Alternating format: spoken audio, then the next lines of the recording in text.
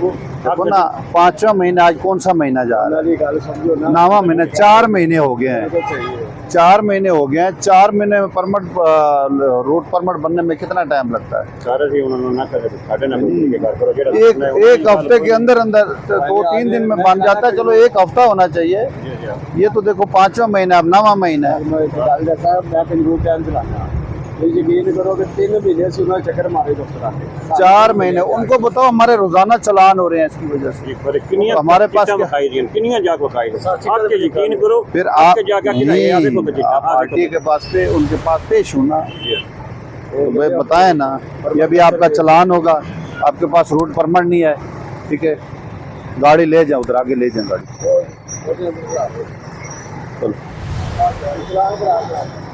Fitness भी थी और लाइसेंस भी है इसके पास, और सिर्फ रूट परमिट नहीं था, जिसकी वजह से हम इसका चलान कर रहे हैं। ये आगे से ये बाल्टी खाली क्यों रखी हुई है?